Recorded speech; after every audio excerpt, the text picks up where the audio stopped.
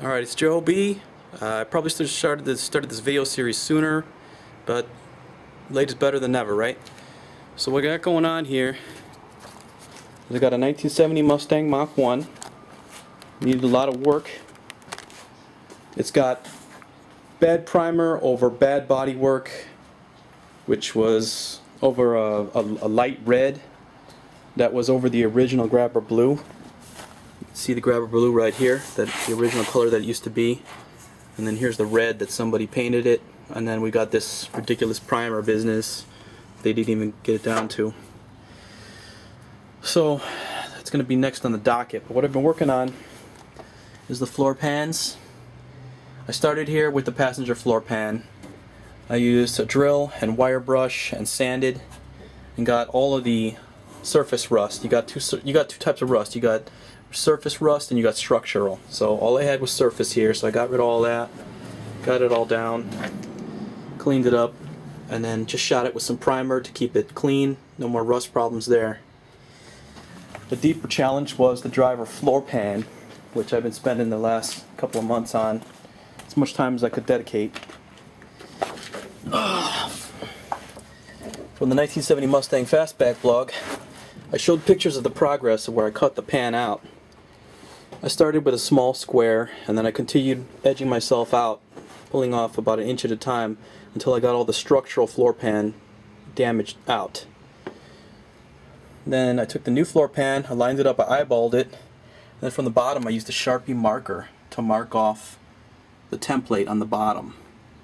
And I flipped it over, and I used my cutter to slice out the piece of the new pan, and I left the old pan.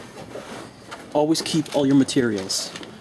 Always keep your old cuttings, your old slivers, your old pieces. You know, I got my battery charger right there, but you can see the old pan and the piece that I cut out right there.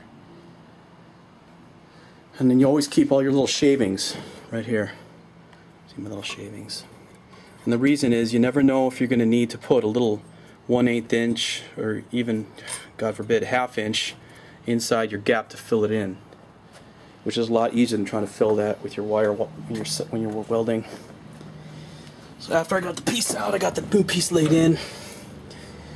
Now in retrospect, I probably would have used a measuring tape and probably a spray can in order to get the template a little bit more precise, but I lucked out here, which was good. And then from there, I did all my welds. I used 0.30 wire with the 90 amp 110 flux welder from Harbor Freight. I was worried that it wouldn't be enough power, but it was. The settings that I was using for this 1/4 inch floor pan was minimum electrical power, and my wire speed was 5, and it's done really well. Now you're probably thinking that my welds weren't super great. They looked kind of sporadic, and the reason is that I had to do little baby spot welds, and I couldn't do a full bead without burning through. And when it burned through, the tar on the bottom would start on fire. It sounds scarier than it is. You know, you could just let it burn a little bit, knock it out with your hand. But it was a challenge for my first weld. So you can see some little pinholes right there that I got to fill in, which is natural, it's to be expected. Now what I did here is I did a butt weld all the way around on all 4 sides. And that is so that I could maintain the original floor pan right here. Since I didn't have any damage in this area, it was just structural, I went with the butt weld to keep it clean, so it doesn't even look like a floor pan was replaced.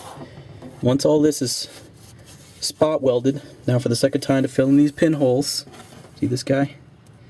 Once I fill in the pinholes, I'll grind those down again, then I'll put the light layer of skim on, then I'll seal that, and then I'll go with some primer, and then I'll probably hit that with like a 400 real quick, 400 grit, and then I'll put some flat black on it. It doesn't have to be perfect, it just has to be good enough to get the Dynamat. I think I'm going with Dynamat. It's more expensive, but it's supposed to be better at sound absorption and also better for the heat because it got the exhaust pipes right under here. When I did the floor pan, I also put in these little, I drilled these little like 1/8 inch holes at about 2 inches a piece and that way I welded them to the frame rail. I held it down with weights, a 2x4, and my foot to make sure that it was onto the frame. So that way it's all nice and solid. So now I just had to fill in all these little pinholes here. Just a few of them. After I fill them in with the light by day, I'm going to close up the garage and I'll use a light from the underside. The light from the underside, I'll send the light through and it'll show me anything that I might have missed. But we'll get it all that way. That way there won't be any moisture issues, no problem with anything seeping under. Although this car will probably never see rain again. You know, here in LA we don't get a lot of rain anyway, and I don't ever plan on taking it out in the rain. But if I ever go through a puddle or something, I won't have anything splash up from under there. So that's what I've been working on right now. This is the metal. You know, I got everything off. I got this dash off. I got the steering wheel off. I've been messing with everything. But we're progressing really well with the floor pan. And that's all I got for now. This is Joe B. See you later.